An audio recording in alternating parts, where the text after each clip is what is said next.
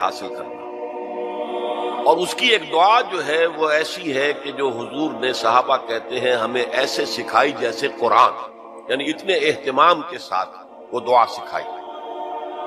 وہ دعا پڑھتے رہنا یہ ایک مستقل گویا کہ انسان کا استخارہ ہونا چاہیے اس کے معمولات میں۔ کوئی بھی مسئلہ درپیش ہے تو آدمی دعا کرے، اللہم انی استخیرک بعلمک واستقدرک بقدرتک، اے اللہ میں تیرے علم سے خیر مانگتا ہوں اور تیری جو قدرت ہے اسی سے قدرت چاہتا ہوں کہ مجھے بھی کچھ طاقت حاصل ہو جائے۔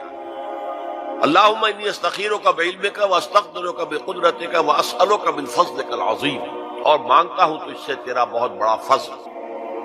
اللہم ان کنت تعلم ان ھذا الامر خیر لی فی دینی ومعاشی وعاقبۃ امری، اے اللہ تیرے علم میں اگر یہ کام جو میں کرنے چلا ہوں یا یہ رشتہ جو ہم کو تجویز کر رہے ہیں، اگر تیرے علم میں یہ ہے کہ یہ ہمارے لیے دین اور دنیا اور آخرت کے اعتبار سے بہتر ہے، فاقدرہ لی، تو وہ ہمارے لیے اس کو ہمارے لیے آسان کر دے، میسر کر دے، ویسرہ لی، اسے ہمارے لیے آسان کر دے، ثم بارک لی فی، اور پھر اس میں ہمیں برکتیں عطا فرما۔ وَإِن كُنتَ تَعْلَمُ أَنَّ هَذَا الْأَمْرَ شَرٌّ لِّي فِي دِينِي وَمَعَاشِي وَعَاقِبَةِ أَمْرِي، اور اگر تیرے علم میں یہ ہے کہ یہ کام ہمارے لیے شر ہے، برائی ہے، دین میں بھی دنیا میں بھی اور عاقبت کے اعتبار سے بھی، فَاصْرِفْهُ عَنَّا یا عَنِّی، تو پھر اس کام کو مجھ سے دور کر دے، وَاصْرِفْنِی عَنْهُ، اور مجھے اس سے دور کر دے، اسے مجھ سے دور کر دے، وَاقْدُرْ لِی الْخَيْرَ حَيْثُ كَانَ ثُمَّ أَرْضِنِی بِهِ، اور اللہ خیر جہاں بھی ہو تیرے علم میں وہ ہمارے مقدر میں کر دے اور پھر ہمیں اس کے اوپر راضی بھی کر دے۔ تو یہ استخارہ تو بہت ہی عمدہ بات ہے، اور یہ تو ہمیں اکثر معاملے میں کرنا چاہیے۔ البتہ وہ استخارہ نکالنا، یہ فلاں سے استخارہ نکال رہے ہیں، فال نکال رہے ہیں، پھر استخارے میں یہ سمجھنا کہ پھر یہ دعا مانگ کر 2 نفل پڑھ کے سو جاؤ تو خواب میں ضرور کوئی اشارہ ملے گا، ان چیزوں کا کوئی ثبوت نہیں ہے میرے علم کی حد تک، احادیث میں یا سنت میں۔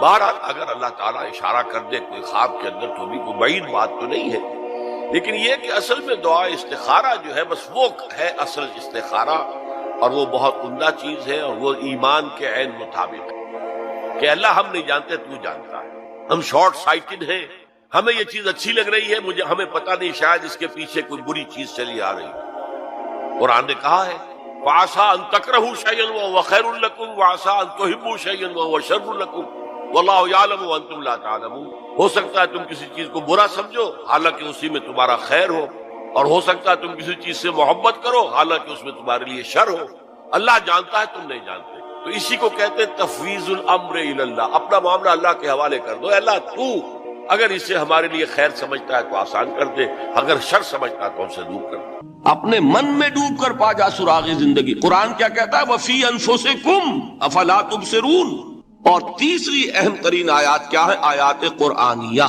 ان تینوں میں گہرا ربط ہے، آیات آفاقی، آیات انفسی، آیات قرآنی۔ ان میں تدبر کے ذریعے، غور و فکر کے ذریعے انسان ایمان حاصل کرے، یہ ٹاپ کا ایمان ہے، یہ انٹلیکچوئلز کا ایمان ہے، یہ صدیقین کا ایمان ہے۔ نمبر 2، ایک ایمان ہے عوام کے لیے، اس کے 2 راستے ہیں۔ نمبر 1، صاحب یقین کی صحبت، جس کے اندر یہ ایمان پیدا ہو چکا ہو، آپ اس کے قریب رہیے۔ اگر بھٹی کے سامنے بیٹھیں گے حرارت پہنچے گی، اگر آپ برف کی سل کے قریب ہوں گے ٹھنڈ پہنچے گی۔ صاحب ایمان کی صحبت اختیار کریں گے، ایمان سراج کرے گا۔ یہ ہے عوام کے لیے صحبت، کونوا مع الصادقین، ان کی صحبت اختیار۔ تیسرا ذریعہ ہے جو ہمارے لیے خاص طور پر جو مسلمان پیدا ہوئے ہیں، اب ایک بچہ ہے 7 سال کا، آپ نے نماز پڑھنے کی عادت ڈال دی، پڑھ رہا، اگرچہ غیر شعوری عمر سے شروع کر دیا، اس کو روزہ رکھتا ہے، 9 برس کا ہو گیا روزہ رکھنا شروع کیا۔ یہ اعمال جو ہیں ان سے بھی ایک یقین پیدا ہوتا ہے، جیسے یقین سے عمل پیدا ہوتا ہے ایسے ہی عمل سے بھی یقین پیدا ہوتا ہے۔ جب مداومت کرتے رہیں گے اس پر تو اس سے بھی ایک یقین کی کیفیت انسان میں پیدا ہو جائے۔ سورہ حجرات میں جو بحث آئی ہے اس کے آخر میں یہی ہے کہ اے نبی، یہ بدو جو دعوے دار ہیں ایمان کے، یہ آپ پر احسان دھر رہے ہیں، یمنون علیک ان اسلموا قل لا تمنوا علی اسلامکم بل اللہ یمن علیکم ان ہداکم للایمان ان کنتم صادقین۔ یہ آپ پر احسان دھر رہے ہیں کہ ایمان لے آیا، نبی ان سے کہیے مجھ پر اپنے ایمان کا کوئی احسان نہ دھرو، اپنے اسلام کا، بلکہ اللہ تم پر احسان دھرتا ہے کہ اس نے تمہیں ایمان کے راستے پر ڈال دیا ہے. جب اسلام پر آ گئے ہو تو عمل کرتے رہو گے. ان تطیعوا اللہ ورسولہ، اگر عمل کرتے رہو گے تو اس عمل کے ذریعے سے بھی تمہارے اندر ایمان پیدا ہو جائے گا. تو یہ تین راستے ذہن میں رکھیے. جو عوام ہے غور و فکر، سوچ بچار، اس کی صلاحیت نہیں یا مواقع نہیں، ان کے لیے یہ دو راستے ہیں، یقین بذریعہ عمل اور یقین بذریعہ صحبت. یہاں سے اٹھا رہے ہیں لوگوں کو، بار بار یہیں آ جاتے ہیں. آپ یادو یہاں پر لیکن ان کو دقت ہوتی، یہاں پہ کوئی صاحب پہلے سے روک دیا کرے نا جو بعد میں گڑبڑ ہوتی. کئی بجے تو ایک ایمان ہے انٹلیکچوئلز کا، صدیقین کا، جن کو قرآن کہتا ہے اولو الالباب الذین یعقلون ان فی خلق السماوات والارض واختلاف اللیل والنہار لآیات لأولی الالباب. ہوش مندوں کے لیے، عقل مندوں کے لیے، غور و فکر کرنے والوں کے لیے، اصحاب دانش و بینش کے لیے ہماری کائنات میں ہماری نشانیاں ہیں. غور کرو اور ہمیں پہچانو، خود اپنے اندر جھانکو اور ہمیں پہچانو. اور ہماری آیات جو ہیں ہمارے کلام کی، اس کی آیات جو ہیں ان میں وہ ایمان رچا بسا ہوا ہے. ان پر غور کرو، غوطہ زنی کرو. قرآن میں ہو غوطہ زن ہے مرد مسلمان. یہ ہے ٹاپ کا ایمان، یہ ہے اصل وہ ایمان کہ جو مطلوب ہے. اب باقی حضرات جو ہیں ان کے قریب رہیں گے، ایمان حاصل کر لیں گے، اور جو اعمال اللہ نے بتائے ہیں ان پر عمل کرتے رہیں گے، ایمان حاصل. اب دوسری بات کی طرف آئیے. نفاق سے کیسے بچا جائے اس کے لیے بھی تین عمل ہیں.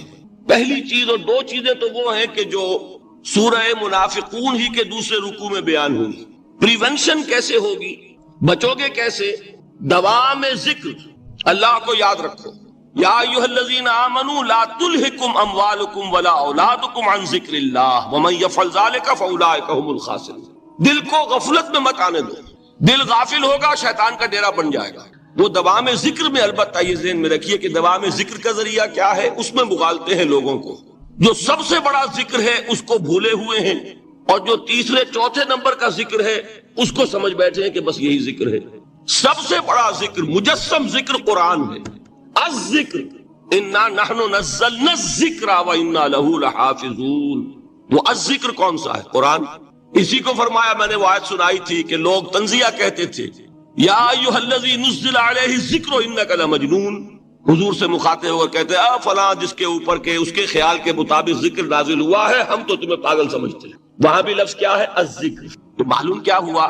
انا انزلنا الیک الذکر لتبین للناس ما نزل الیہم. یہ الذکر ہے. تو اس سے بڑا ذکر کوئی نہیں.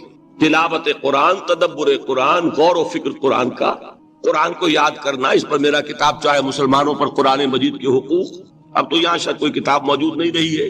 بہرحال اگر آپ کو ضرورت ہوتی ہے پاکستان سے منگا لیتے ہیں ہر شے، پڑھیے انشاءاللہ آ جائے گی چیز. نمبر 2 ذکر کیا ہے؟ اقیم الصلاۃ لذکری. نماز کو قائم کرو میری یاد کے لیے. یہ ذریعہ ذکر میں وہ تو ہے ہی مجسم ذکر، اور یہ ذریعہ ذکر میں سب سے اہم ہے. یہ عملی ذکر بھی ہو رہا ہے اور قولی بھی ہو رہا ہے. سورہ فاتحہ پڑھی آپ نے، قرآن شریف کی کچھ آیات پڑھی، پھر رکوع کیا. یہ رکوع جو ہے یہ آپ کا عملی ذکر ہے کہ آپ نے اپنے وجود سے اللہ کی عظمت کو تسلیم کیا. پھر آپ سجدے میں گرے، یہ آپ کا عملی ذکر ہے کہ اپنے وجود سے آپ نے اللہ کی عظمت کو اور تسلیم کیا. تیسری چیز ہے مسنون دعائیں اور مسنون اذکار جو حضور سے ثابت. ہمارے ہاں کیا ہو گیا، مجھے فلاں بزرگ نے یہ چیز بتائی ہے، وہ تو پڑھتے چلے جا رہے ہیں. نہ قرآن سے دلچسپی، نہ اذکار مسنونہ سے دلچسپی. ادعیہ معصورہ، آپ غور کریں گے کہ زندگی کے ہر عمل کے لیے حضور کی دعا موجود ہے. صبح اٹھے دعا ہے، آنکھ کھلتے ہی بیت الخلاء میں داخل ہونے لگے دعا ہے، نکلے دعا ہے، وضو کرنے بیٹھے دعا ہے، فارغ ہوئے دعا ہے، مسجد کے لیے گھر سے نکلے دعا ہے، مسجد میں داخل ہوئے دعا ہے. مسجد میں تو ہے ہی ذکر، نماز ہے، تلاوت ہے. باہر نکلے دعا ہے، گھر میں داخل ہونے لگے پھر دعا ہے. سواری پر سوار ہو رہے ہیں دعا ہے، اتر رہے ہیں دعا ہے، شیشہ دیکھ رہے ہیں دعا ہے، کپڑے پہن رہے ہیں دعا. زندگی کا کوئی عمل نہیں یہاں تک کہ جو تعلق زن و شو ہے، جس کو کہ خالص حیوانی بات سمجھا جائے گا، اس کے لیے بھی دعا ہے. غفلت میں وہ کام بھی نہیں کرتا. سمجھ رہے ہیں آپ؟ اب آپ غور کیجئے، اس میں کوئی اضافی وقت نہیں لگا، کوئی اضافی پوسچر اختیار نہیں کیا آپ نے، یوں بیٹھو، اس طرح بیٹھو، یوں کرو. کوئی آپ کا وقت اضافی نہیں لگا. جو کام کر رہے ہیں اور آپ اللہ کو یاد کر رہے ہیں، اور وہ اللہ کی یاد اس کام کی مناسبت سے ہے. ان ادعیہ معصورہ سے دو تعلق جڑ گئے انسان کے. دعا کس سے کر رہے ہیں؟ اللہ سے. جڑا کہ نہیں؟ اور یہ الفاظ کس کے ہیں؟ محمد رسول اللہ کے. تو آپ کے دو تعلق جڑ گئے. آپ اپنی جی سے گھڑ کر دعا مانگیں گے تو پہلا تعلق تو ہو جائے گا، دوسرا نہیں ہوگا. بہتر سے بہتر دعا مانگ لیں آپ. لیکن حضور سے جو معصور اور مسنون الفاظ جب آپ زبان سے نکالتے ہیں تو آپ کا تعلق اللہ سے بھی ہوا بذریعہ دعا، اور وہ الفاظ چونکہ حضور